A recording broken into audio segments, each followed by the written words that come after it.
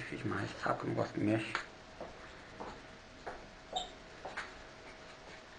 Então vamos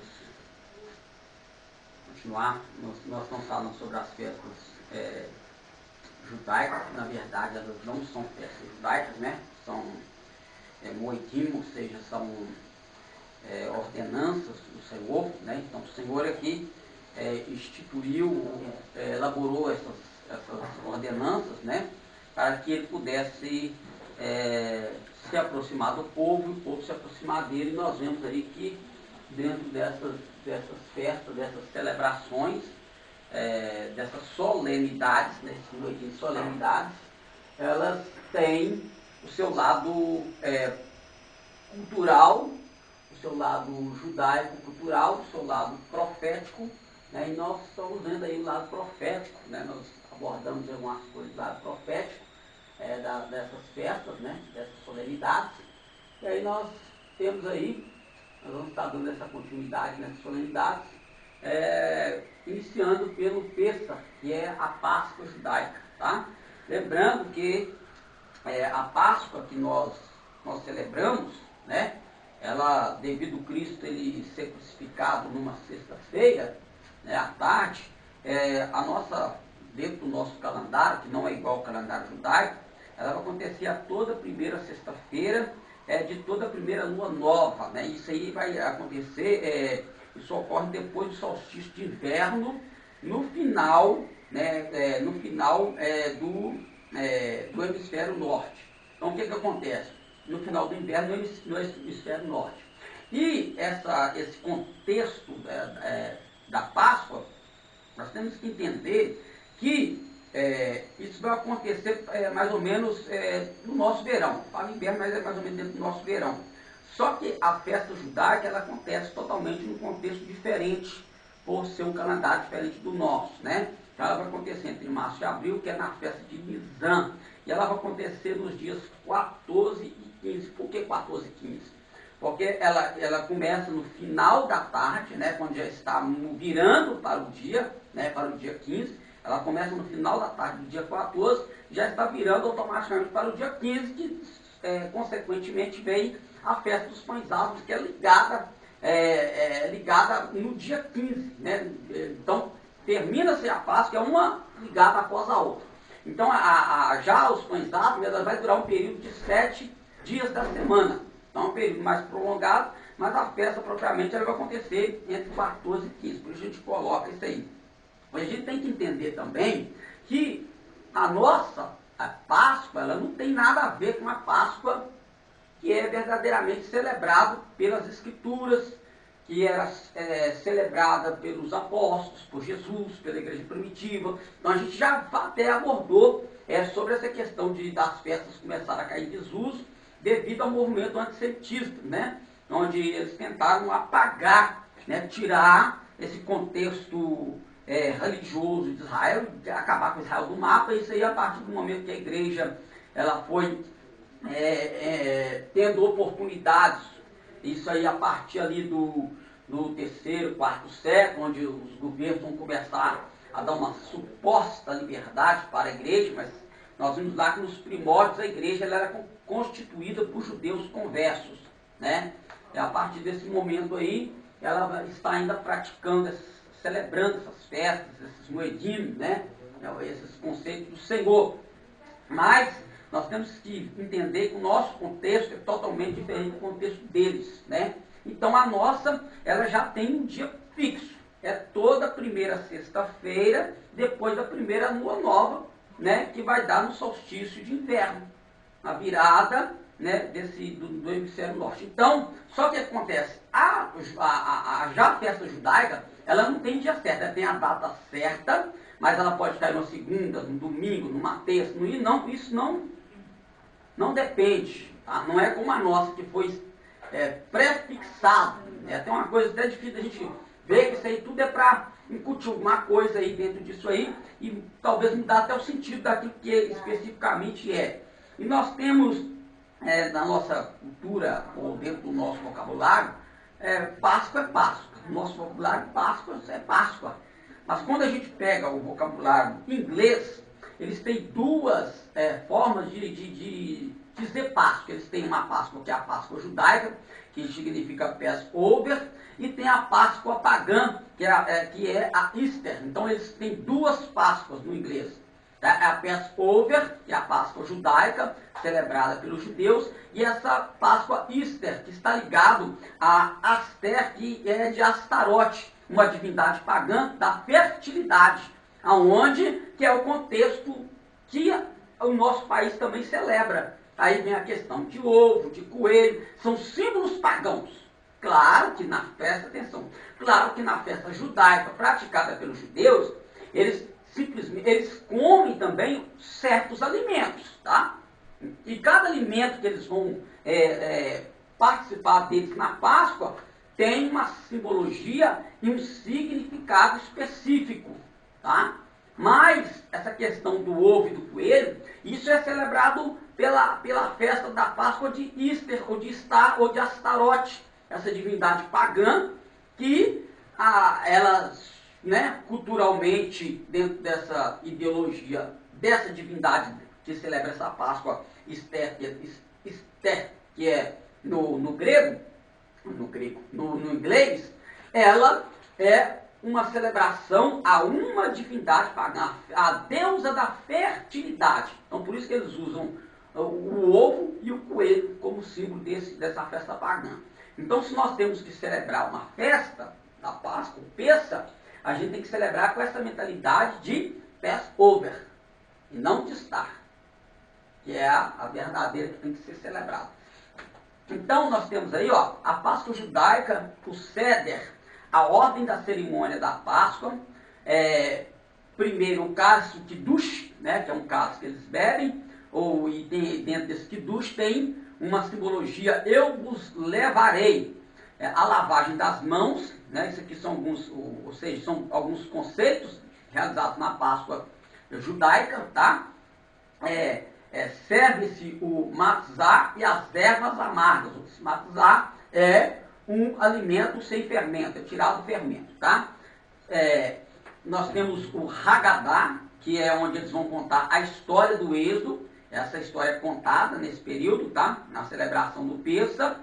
Segundo cálice é o cálice da libertação, eu vos livrarei. Tem a refeição da Páscoa, que é o cordeiro, que segundo a ordenança de Deus, lá no Êxodo, capítulo 12, ele vai ordenar que cada casa pegue um cordeiro conforme o número dos membros da casa. Se a casa, se eles tiverem um cordeiro que vá sobrar, eles vão convidar uma família próxima para celebrar junto com eles. Então assim, uma celebração de aproximação, de comunhão, tá? Claro que Pêssah vai significar passar por cima, cobertura, tá? Significa cobertura, passar por cima, que é quando Deus falou que o anjo da morte passaria por cima, onde ele visse o sangue do cordeiro nos umbrais da porta, tá? Então Pêssah significa isso, passar por cima, cobertura, está relacionado a isso, tá? Então eles pegavam os cordeiros. Nós temos o terceiro caso, que é o caso da redenção, eu vos redimirei, tá? Então eles participam. Tem o caso de Elias, que anuncia a chegada do Messias. E o quarto caso, a aceitação, eu vos guardarei. Tem o cântico de músicas especiais, são músicas que já são propriamente elaboradas para esta finalidade, tá?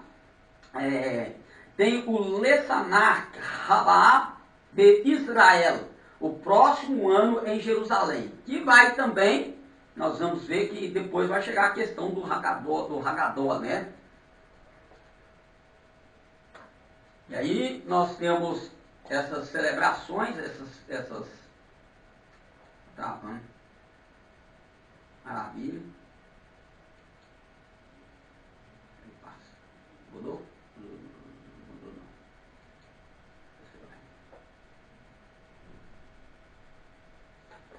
não. Maravilha, hein? Hoje tá uma benção, né? Garrando demais. Vamos ver o que eles vão mudar aqui. Porque isso.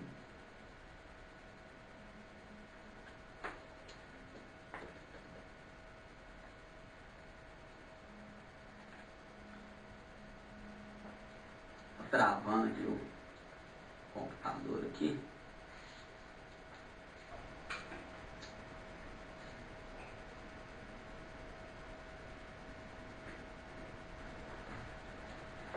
Deus Todo-Poderoso. Então aí, ó, são esses elementos, tá? Esses são os elementos usados pelos judeus na celebração do Pêssar. Nós temos aí, ó, o ovo cozido, tá? Nós temos aqui uma espécie, como se fosse cenoura, um maror. Temos o zeroar, tá? Que é um alimento de aves. Tem o uso do vinho, tá? Tem o harochet, tá? Este alimento aqui. Temos o carpaz e o hazeret. Nós temos também o matzah. O matzah é o pão sem fermento, tá? Esse também usado na celebração da Páscoa. É significado espiritual e profético. Jesus é o nosso Cordeiro Pascual, assim como o sacerdócio de Cristo é anterior ao de Arão, o sacrifício pascal é anterior ao sacrifício levítico. Não era uma oferta pelo pecado, nem uma oferta pacífica, mas uma combinação de ambas. O Cordeiro perfeito e imaculado foi conhecido e morto antes da fundação do mundo. E aí nós temos os textos de 1 Pedro 1, 18 e 20, Apocalipse 13, versículo 8. Vamos fazer a conferência só do 1 Pedro, capítulo 1, 18 e 20.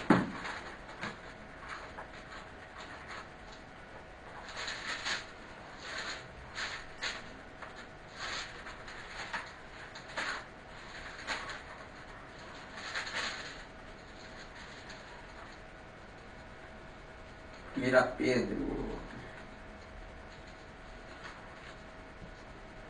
1, 18 e 20. Sabendo que não foi com coisas corruptíveis como prata ou ouro que foste resgatado da vossa vã maneira de viver, que por tradição recebeste dos vossos pais, mas com o precioso sangue de Cristo, como de um cordeiro imaculado e incontaminado, o qual, na verdade, em outro tempo foi conhecido ainda antes da fundação do mundo, mas manifestado nestes últimos tempos por amor de vós. Então nós vemos aí que essa simbologia da Páscoa, na verdade, ela tem o seu fundamento, a base dela, o preparo dela já está em Deus, né, onde Cristo, ele sendo o Cordeiro Pascal, lembrando que o pai da casa, ele pegava, ele separava, ele já separava, escolhia esse cordeiro, tá? Ele cuidava desse cordeiro dentro de casa, tá? Limpava esse cordeiro, não deixava esse cordeiro se contaminar com o rebanho, não deixava ele era criado dentro de casa, tá? Ele era criado pelo pai dentro de casa, preparado.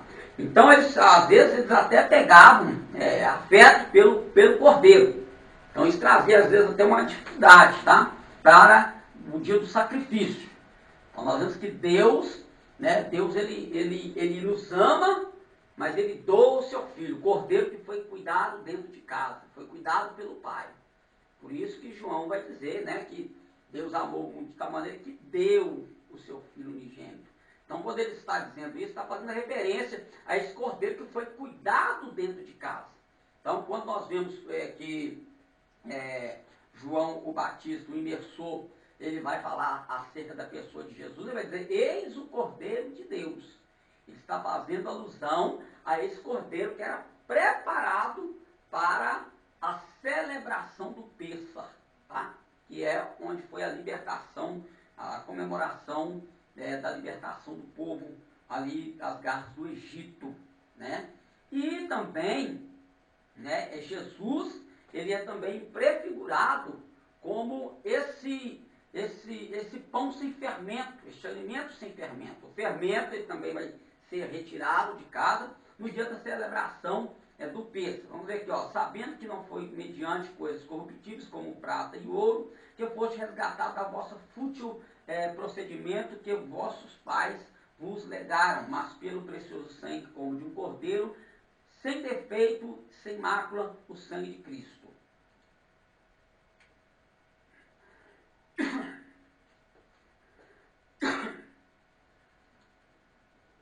Jesus estabeleceu um novo significado à Páscoa. O matzah partido é o seu corpo, sem pecado, partido em favor de nós. Lucas capítulo 22, versículo 19. Jesus usou o terceiro cálice do ceder, o cálice da redenção, para estabelecer a nova aliança pelo seu sangue. Lucas 22, 20. E tomando um pão, tendo dado graças, o partiu e lhe deu, dizendo: isto é meu corpo, oferecido por vós, fazei isto em memória de mim. Semelhantemente, depois de cear, tomou o cálice, dizendo: este é o cálice da nova aliança no meu sangue derramado em favor de muitos. Tá? Lucas 22, 19 e 20.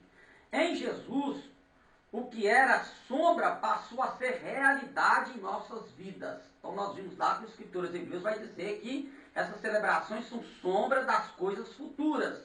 Ou seja, ele estava prefigurando a obra do Messias, tá? Tanto ela já nos fatos que ocorreram, né? Como nas primeiras 4 festas que ocorreram, mas tanto quanto também nas outras festas que ocorrerão, que são festas que estão falando de atos proféticos que hão de acontecer ainda, tá? No período que nós estamos, que é o período da igreja, tá? Nós vamos ver isso aí prefigurado também em outra festa.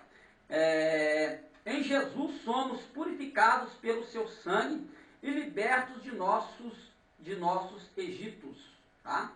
Aí, ó, ao anoitecer comereis o matzot, em Shemot, ou seja, Êxodo capítulo 12, versículo 18. O matzah, o Pessa é acompanhado da lembrança do matzah. A matzah é o símbolo do milagre da saída do Egito. Todo judeu tem a obrigação de comer matzah na noite do Seder, dessa celebração do Pessa.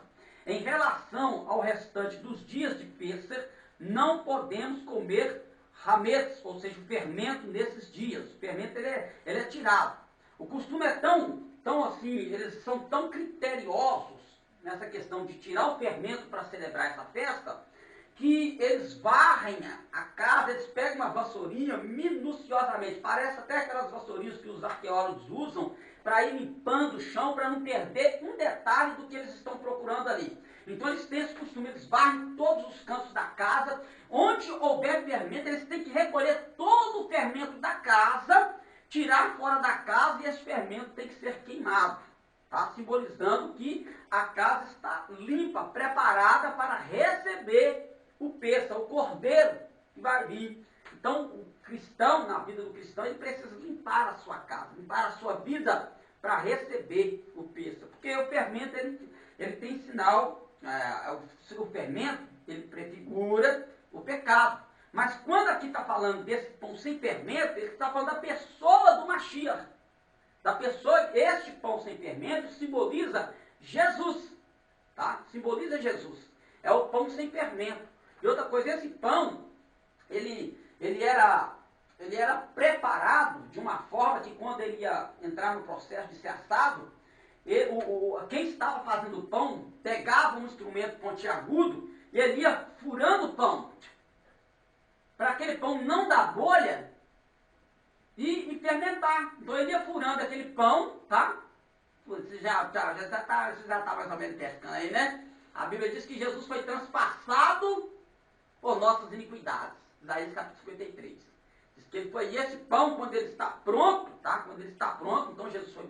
Nós vamos ver que João, quando ele vai dar o relato da crucificação de Cristo, ele diz que um soldado vai furar o lado de Jesus e vai sair água e sangue.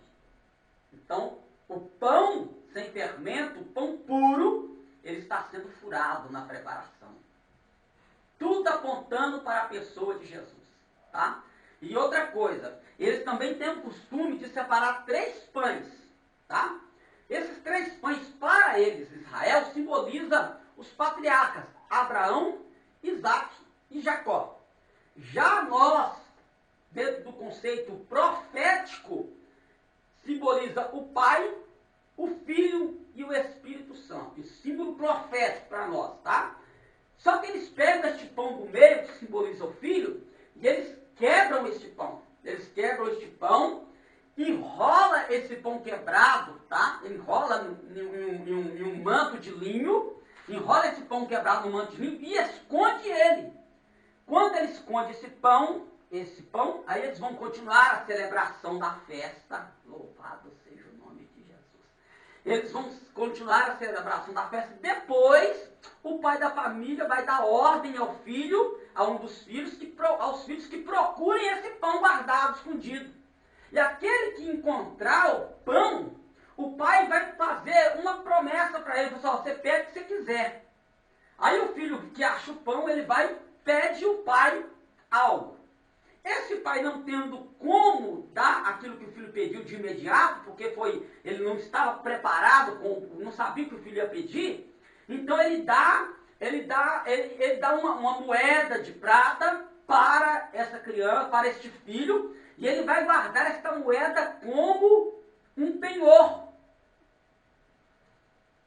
Para que quando o pai, dentro da condição, cumpra a promessa que fez para o filho.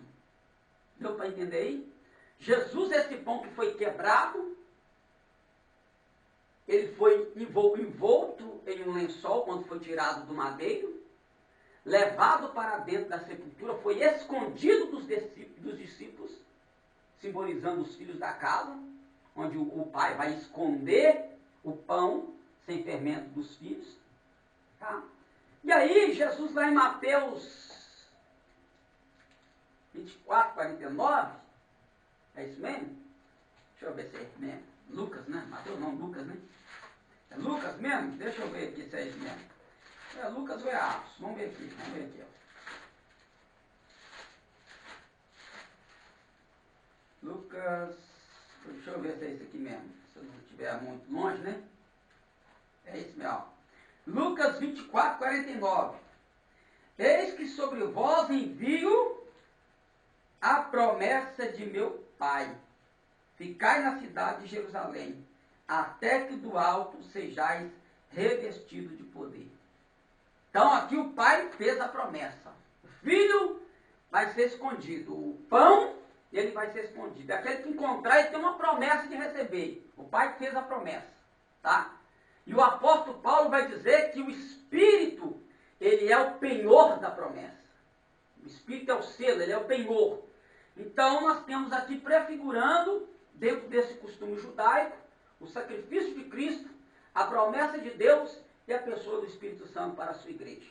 Prefigurado dentro desse costume judaico e desse pão sem fermento, tá? Prefigurando a pessoa de Cristo. A famosa explicação para a mitzvah da matzá é para relembrar que ao sair do Egito, o povo não teve tempo de deixar sua massa fermentar, originando assim o pão fino e crocante chamado matzá. Festa dos pães asmos, que esta vai seguir-se já coladinha com a festa do Pêssego, né? Que nós falamos aqui, ó, lá, no dia 15. Então, por isso que o Pêssego é 14 e 15, porque é na virada do dia. Não começa no dia 14, só que já começa à tarde, já começa na virada do 14 para o 15. Por isso que a gente diz que o Pêssego é celebrado 14 e 15. Mas aqui, aí já inicia a festa dos pães asmos, tá? Perspectiva histórica. A festa iniciava em 15 de Nissan. No dia seguinte, a Páscoa. E durava 7 dias. Levítico capítulo 23, versículo 6. Foi instituída por Deus como memorial, pois foi neste dia que Deus tirou o povo hebreu do Egito. Êxodo capítulo 12, versículo 17.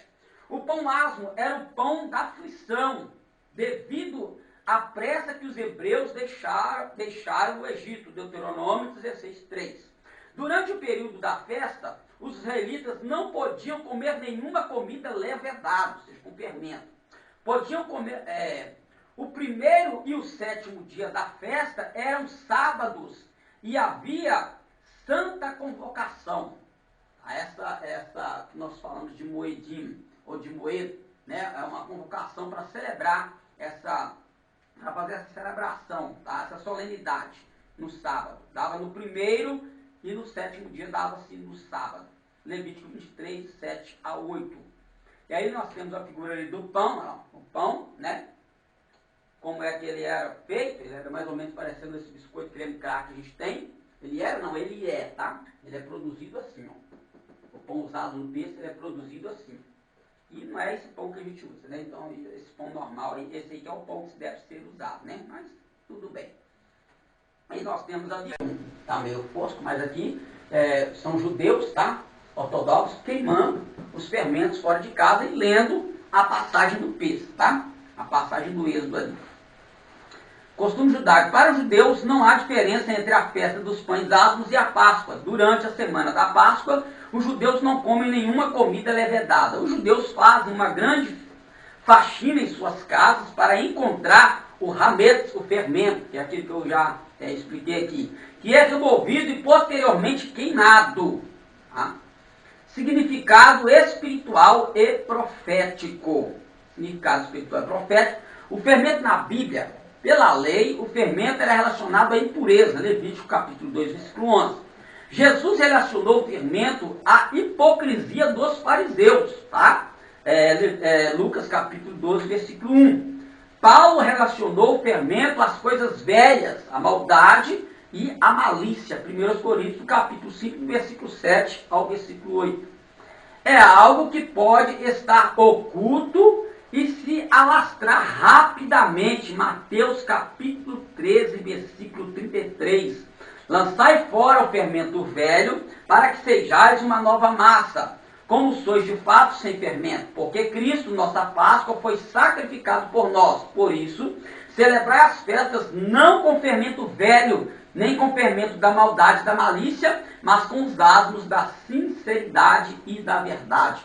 1 Coríntios capítulo 5, versículos 7 e 8. Por isso que Jesus vai dizer que ele é o caminho, a verdade e a vida. Tá? Então, tudo isso simboliza nós tirarmos esse fermento, esse mal do nosso meio. Então, essa faxina que era feita, a gente tem que fazer isso constantemente na nossa vida, né? Principalmente nós. O pão asmo na Bíblia é símbolo de pureza. Paulo relaciona o pão asmo à sinceridade e à verdade. Acabamos de ler 1 Coríntios 5, 8. Jesus dá um novo significado ao pão asmo, relacionando-o ao seu corpo, dado em favor de nós. A imagem do fermento demonstra que um pecadinho pode nos corromper totalmente. Gálatas capítulo 5, versículo 9. Por isso que Jesus vai dizer que um pouco de fermento, ele leveda toda a massa. Então, uma coisinha pequena, um pecadinho pequeno, ele traz uma grande destruição na vida do cristão. Pode ser a coisa mais... Então, por isso que o crente tem que tomar cuidado com a frase, não tem nada a ver, Deus não está importando com isso. Por isso que nós temos que tomar esse devido cuidado. Porque senão, nós vamos acabar, às vezes, estar distante da mesa do Pêssego, porque o fermento não podia estar ali, tinha que ser retirado. E às vezes nós corremos o risco de acharmos que estamos na mesa do Senhor e na verdade não estamos. Nem as migalhas a gente está comendo, a gente está fora da casa.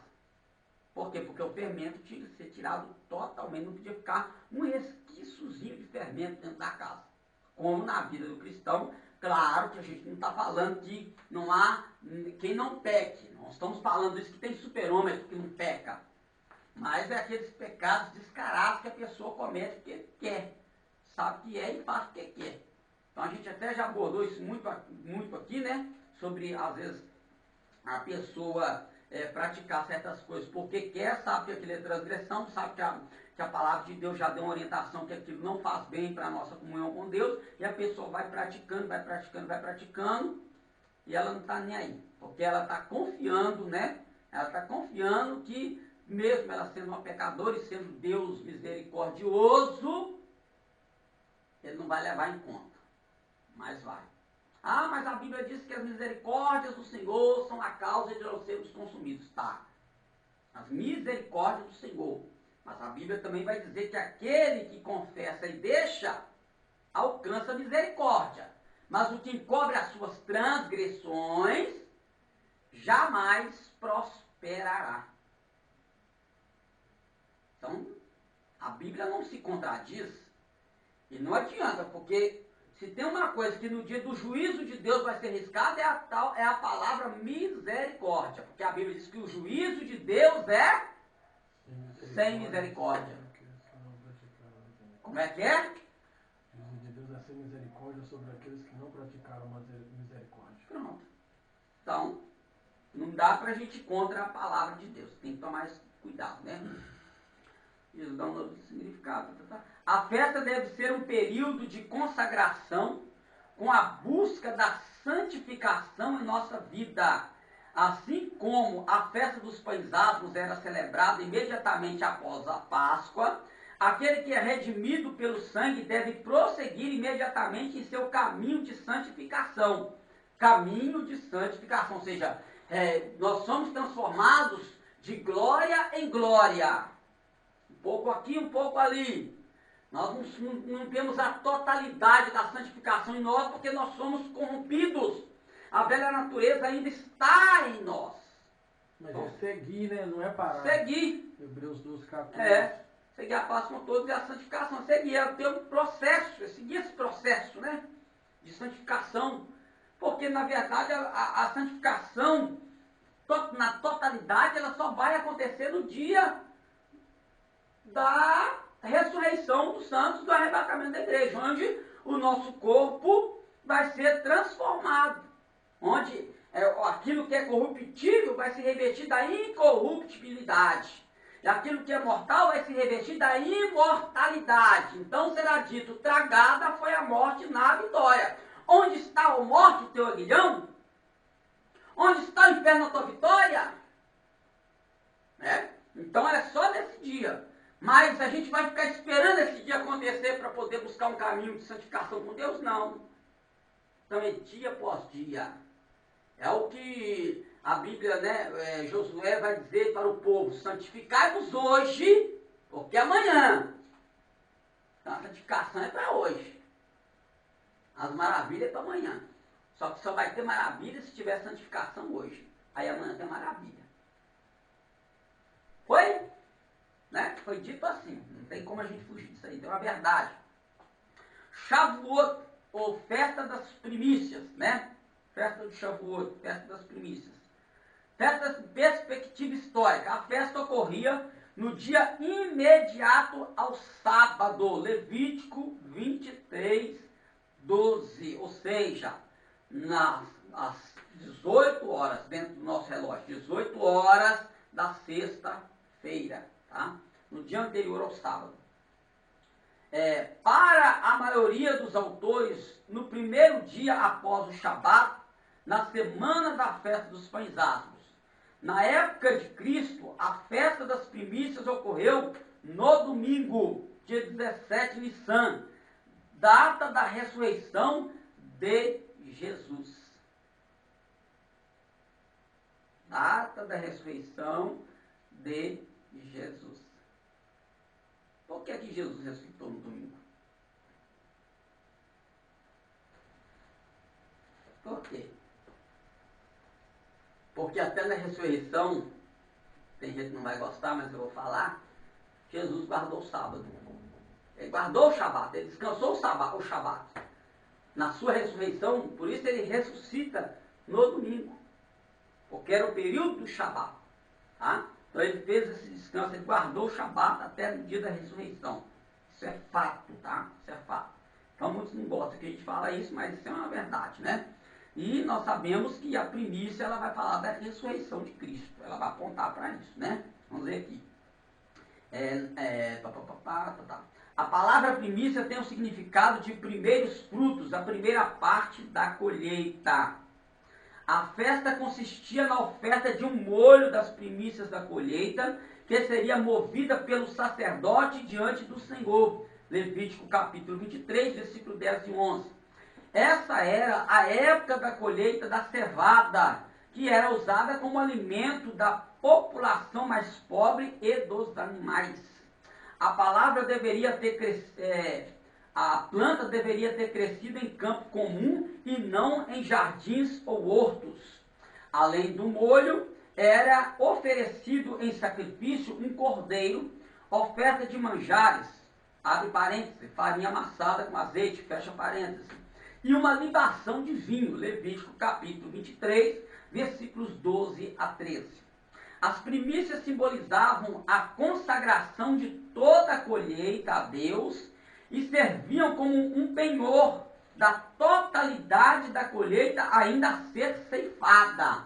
É aquilo que a gente já até falou aqui, né? Que quando o campo produzia os primeiros frutos, ele já ia lá e já amarrava, amarrava o cordão escarlata naquele primeiro fruto que nasceu, porque no momento da colheita, ele já sabe que aquele ali é do Senhor. Então, quando ele leva aquele primeiro fruto, aquela primeira colheita para o templo, para ser apresentado em oferta de movimento pelo sacerdote e depois queimado no altar, isso estava simbolizando que eles estavam crendo que Deus deu a totalidade para eles. Então, eles estavam agradecendo a Deus pela grande colheita que eles haveriam de fazer. Tá? Então, era um ato de agradecimento por aquilo que Deus havia proporcionado a eles. A festa consistia na oferta de um molho das primícias da colheita e já li aqui. O costume judaico. A festa dizia respeito à terra de Israel. Portanto, os judeus deixaram de celebrar após o início da diáspora. Ou seja, naquela dispersão, aquelas dispersões que começaram a acontecer, foram levando muitos a deixarem de praticar esse costume devido a quê? A região para onde eles foram de não produzir a propriedade específica para esta festa ser celebrada, né? E na questão do plantio, às vezes, dependendo da região, não tinha nem o que se plantar, né? Tinha que mexer com outro tipo de atividade para sustento próprio. A festa de Zetadá. A festa foi incorporada à festa da Páscoa. Significado espiritual e profético. A festa das primícias se relaciona com a ressurreição de Cristo. Cristo é a primícia dos que dormem. 1 Coríntios, capítulo 15, versículo 20 e 23. Mas, de fato, Cristo ressuscitou dentre os mortos e foi feito a primícia dos que dormem. Porque assim como em Adão todos morreram, assim também todos serão vivificados em Cristo.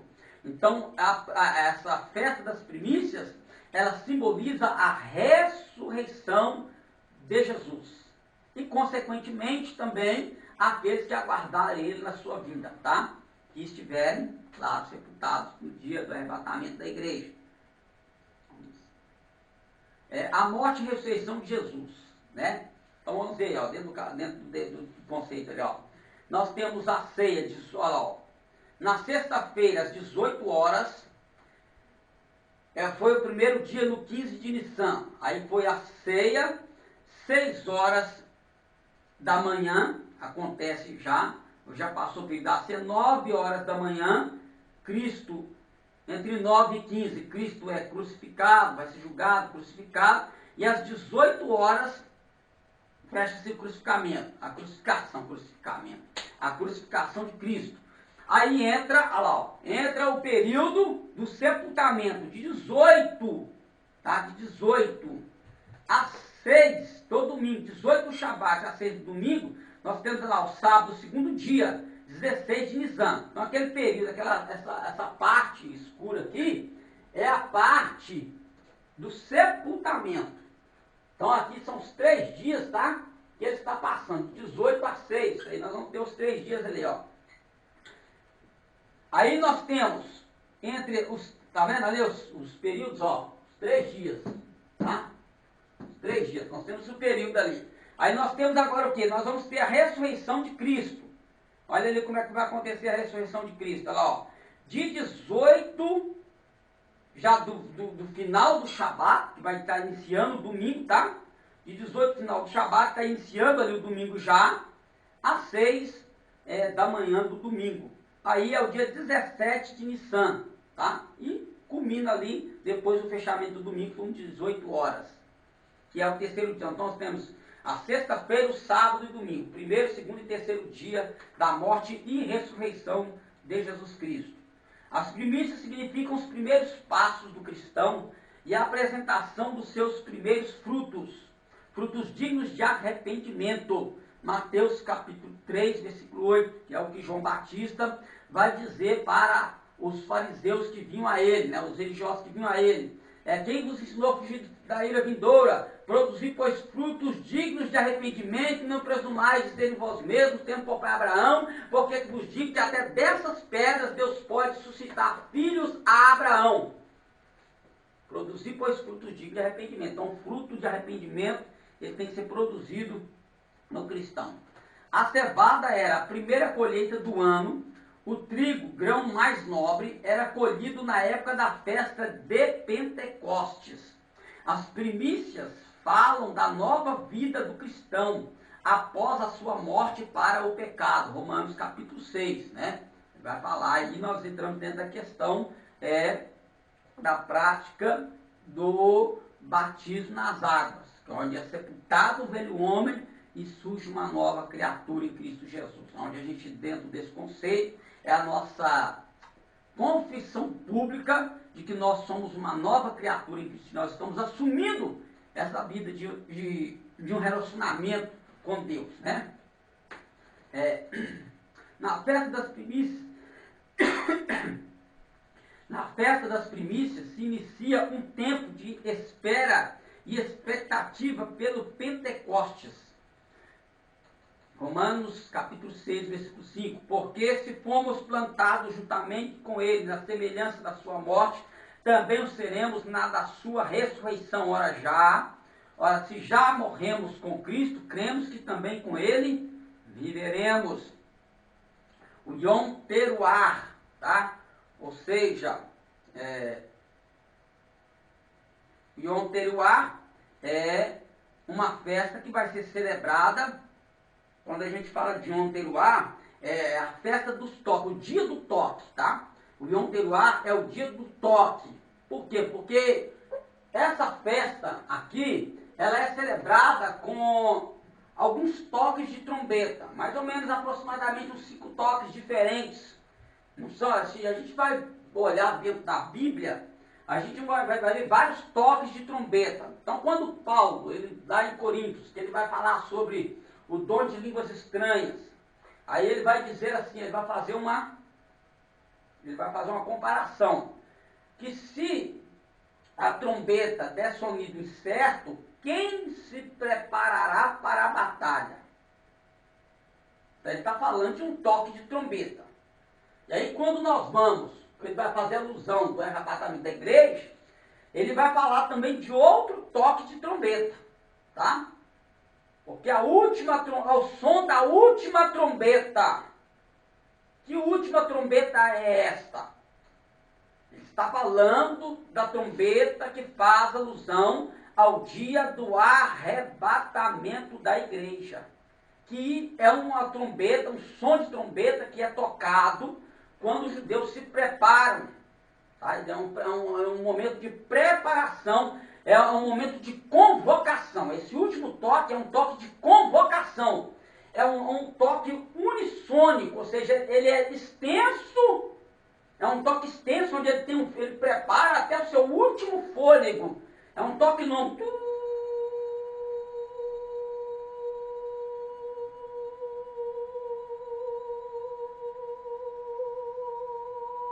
É um toque unissônico e contínuo, tá? E aí, diante desse toque, desse dia do Yom Teruah, que é o dia do toque, é o dia de convocação. Então, quando Paulo está dizendo que ao som da última trombeta, ele está fazendo ligação com este último toque, este toque unissônico, com o dia do arrebatamento da igreja, o dia da reunião, do nosso encontro com o Senhor. Nós vamos ver aqui esses toques aqui, ó. Perspectiva histórica. É o primeiro dia do ano novo judaico, né? Está relacionado ao Rosh Hashanah. Tá? Então esse Yom Teruah, o dia do toque, ele está relacionado com o Rosh Hashanah, que é o ano novo, tá? É o período do ano novo. Que depois daí nós temos, consequentemente, depois desse período do ano novo, também a preparação do Yom Kippur, que nós também já falamos aqui sobre isso aqui, que